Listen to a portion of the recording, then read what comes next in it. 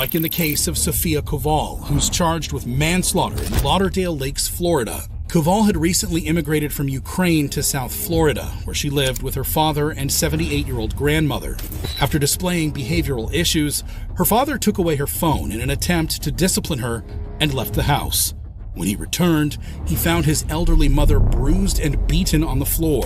Juvenile Koval later died from her injuries. That night, police arrested the teen at the scene of the crime. The court notes that the child suffers possibly from severe post-traumatic stress. Here's where it gets complex. Legally, PTSD can sometimes be considered a mitigating factor in juvenile cases, but the court still has to balance that against the severity of the crime. Audience, what do you think? Should trauma ever reduce the sentence for such a violent act? Her father believes she might have acted out due to both PTSD from the war she witnessed in Ukraine and the separation from her mother. Their neighbor, who knew the family, has a similar theory. She was jumping up and down. She said, I just wish my mom was here. Just wish my mom was here. I guess she doesn't have papers to get here right now. In court, Koval's stress was obvious. She openly prayed during trial, hoping for a favorable sentence. This was her reaction to the sentence. In charge of manslaughter. By agreement, I'm going to impose juvenile sanctions. I'm going to adjudicate Ms. Koval delinquent.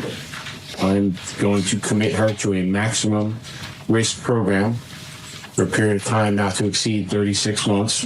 Koval was sentenced to a maximum security juvenile facility for 3 years. While just 3 years for something so shocking, that's the reality of juvenile law. The focus is often on rehabilitation rather than punishment. It's tough to watch, but it sparks a bigger question. Are juvenile sentences really keeping society safe while also trying to save the teen? The maximum punishment. She will be under community supervision until 21 years of age. Sofia's father was devastated in court.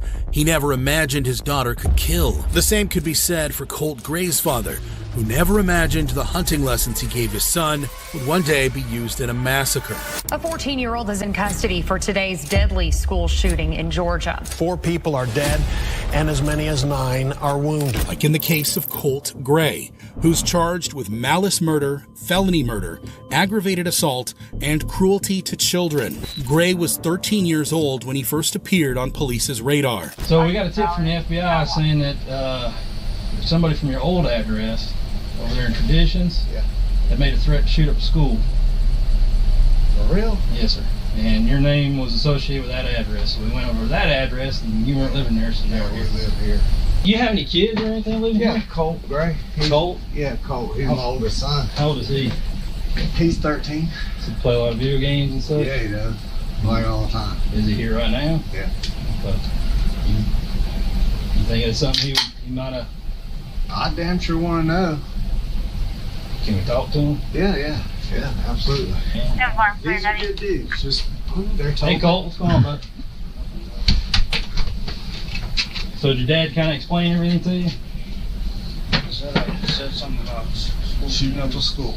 Did you say something about school shooting? Never, I just told him, I don't know what. Maybe they misheard somebody else. I don't never say that on the threat. You never ever said. No, I swear. Do you use Discord? Discord? Yes, sir. They were there to investigate a school shooting threat that Gray made over the popular gaming communication channel Discord. But Gray swore he didn't do it. Have you heard anybody on Discord when you were using it say something like that? Remember? Like at that time? Yeah. I don't think so. I don't think I ever had anybody that. Never. And I mean, I'm not trying to get anybody hemmed up, but like, this is some serious stuff. Yeah, I know. Oh, he knows how serious it is, trust me. And I promise I would never say something like So you haven't used Discord in a few months, and you're saying you didn't say anything like that? No, the only thing I have is TikTok, but I just go around there and watch videos. Okay. The police believed him. You know, maybe it was something he heard or did on Discord months ago. I don't know. I have no idea. Okay. But he's telling me he didn't. Yeah. Telling me he can't remember anything like that. Yeah. I take you at your word. Okay. If you look me in the eye and you tell me that's what you're telling me, I got no choice but to take it at your word right now, okay? Yes, sir. But like I was telling your dad, if you find out otherwise, then it's a different story, okay? Got any questions? No, sir. You have any questions? Yes, sir. All right. I'll have to go the rest of your day. Thanks. Appreciate it, sir. Y'all be safe. Good luck to you. 8 months later, that conversation would come back to haunt them. Colt Gray faces 4 murder charges. He's accused of opening fire inside the school, killing 2 students and 2 teachers. Hurry up now, come on, let's go. What the? We got a whole school to get evacuated, people. Come on now. Gray, now 14, brought a gun to his high school and fatally shot 2 students and 2 teachers. Like, he knocked on the door. I went up, I saw him holding a bag and just pulling the gun out. I'm not sure what kind of bag was it, but I seen him pulling it out of a bag, and like, the gun was so big. Like, unaware of the threat, her teacher told her to let him in, but she hesitated. If I would have opened the door, then like, he would have got every single one of us in that class. Like, I thank God that I did not open that door. This classroom was safe, but the nightmare wasn't over. Gray entered the next classroom and opened fire. Colt shot my teacher multiple times, dragged our teacher's body and fully into the classroom. We heard him take his last breath. By the time police arrived, 4 people had died. Gray himself was arrested at the scene. During the investigation, Gray's father barely let him get a word in. This is some serious stuff. Yeah, I know. Oh, he knows how serious it is, trust me. You have weapons in the house? I do. Are they accessible to him? They are. I mean, there's nothing loaded, but they are down. We do a lot of shooting. We do a lot of deer hunting. He shot his first deer this year. By law, guns must be inaccessible to minors. Gray's father just landed himself in hot water. I don't know anything about him saying like that, and I'm going to be mad as hell if he did. And then all the guns will go away. Yeah. And they won't be accessible to him.